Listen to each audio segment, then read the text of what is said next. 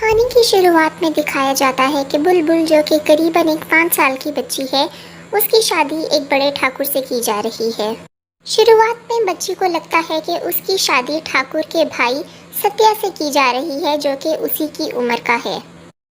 हम उम्र होने की वजह से सत्या और बुलबुल में काफ़ी दोस्ती हो जाती है और सारा वक्त वो दोनों एक दूसरे के साथ खेलते रहते हैं, जिसमें वो दोनों एक दूसरे को चुड़ैलों की कहानियाँ सुनाते हैं। सीन्स बदलते हैं और 20 साल बाद का अरसा दिखाया जाता है, जहाँ पे सत्या 20 साल बाद लौटकर अपने घर वापस आया है।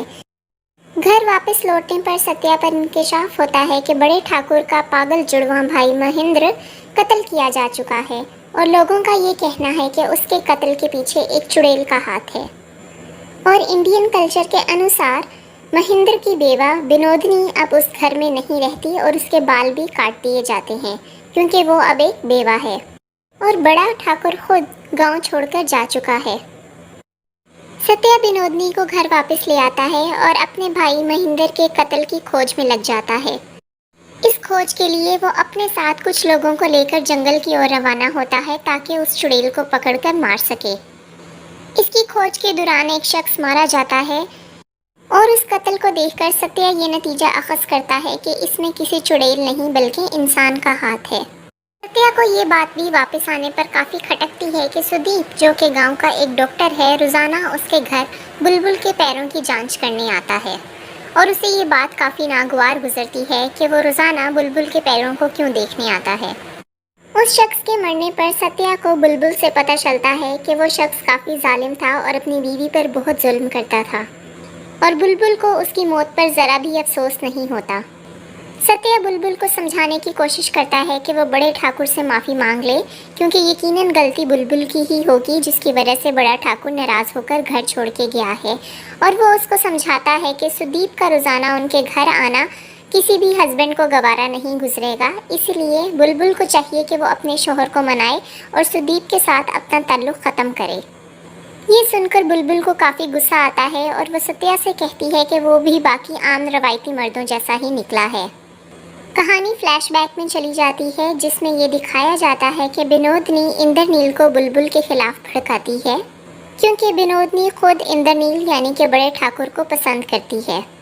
वो बड़े ठाकुर को बार बार बुलबुल और सत्या की करीबी का एहसास दिलाती है और उसे बताती है कि वो दोनों अब बच्चे नहीं रहे बल्कि जवान हो चुके हैं और उनकी इतनी कुर्बत किसी भी शोहर के लिए नागवार हो सकती है, तो बड़े ठाकुर को भी इसके खिलाफ कुछ ना कुछ करना चाहिए। विनोदनी की बातों में आके बड़ा ठाकुर सत्या को लंदन पढ़ाई के लिए भेज देता है और सज़ा के तौर पर वो बुलबुल को काफ़ी मारता है, यहाँ तक कि उसके पाँव टूट जाते हैं। गांव के डॉक्टर सुदीप को बुलाया जाता है, जो कि बुलबुल के पाँव जोड़ता है और सबको मना करता है कि बुलबुल की टांगों को और पैरों को कोई हाथ ना लगाए, क्योंकि बुलबुल नीम मरी हालत में होती है। और बुलबुल के इलाज के दौरान ही बड़ा ठाकुर गांव छोड़कर चला जाता है। महेंद्र नीम बेहोश बुलबुल का फ़ायदा उठाता है और उसके साथ ज्यादती करता है। इस ज्यादती के दौरान बुलबुल अपनी जान गंवा बैठती है। खौफ के मारे मरी हुई बुलबुल को छोड़कर महेंद्र वहां से वापस चला जाता है और साथ ही ये दिखाया जाता है कि देवी माता बुलबुल को दोबारा जिंदा करती है। बुलबुल ठीक तो हो जाती है, लेकिन उसके पैर हमेशा के लिए उल्टे हो जाते हैं। ठीक होने के बाद देवी माँ की शक्तियों को इस्तेमाल करते हुए बुलबुल अपने जैसी बेचारी लड़कियों के लिए बदला लेती है और उन शोहरों को मारती है जो अपनी बीवियों पर बेजा जुल्मों से तंग करते हैं। कहानी वापस प्रेजेंट में आती है और सत्या को सुदीप पर शक है कि वो लोगों को कत्ल करता है। इसी शक की बुनियाद पर वो सुदीप को अपने साथ कलकत्ता ले जा रहा होता है कि रास्ते पर उनकी पालकी पर हमला होता है और ड्राइवर मर जाता है। ड्राइवर के मरने से सत्या को यकीन आता है कि चुड़ैल हकीकत में है और सुदीप बेकसूर है। यहाँ पर सत्या चुड़ैल पर गोली चलाता है और जंगल को आग लगा देता है ताकि चुड़ैल मर जाए। सुदीप उसे काफ़ी रोकने की कोशिश करता है और कुछ बताने की कोशिश करता है, मगर सत्या उसकी एक नहीं सुनता। आखिर तंग आकर सुदीप जब चुड़ैल की तलाश में निकलता है और उसको आवाज़ें देता है, तो उसकी आवाज़ देने से सत्या को मालूम पड़ता है कि चुड़ैल हकीकत में बुलबुल है। इस हकीकत का पता चलने के बाद सत्या को खुद पर काफ़ी अफसोस होता है और वो भी यह हवेली छोड़कर चला जाता है।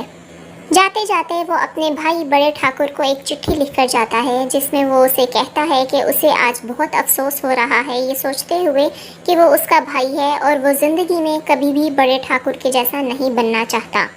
और वो ये हवेली भी इसी खौफ से छोड़कर जा रहा है क्योंकि यहाँ पे रहते हुए वो बड़े ठाकुर जैसा बन जाएगा।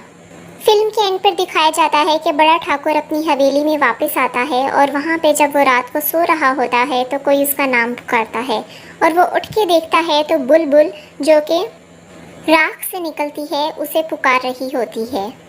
इसके साथ ही फिल्म एंड हो जाती है। ये मूवी नेटफ्लिक्स पर रिलीज़ की गई और इस मूवी का असल थीम औरतों पर हुए अत्याचार और औरतों के खिलाफ जुल्म सितम पर आवाज़ उठाना है, जो कि हमारे मुआशरे का एक आम हिस्सा बन चुका है।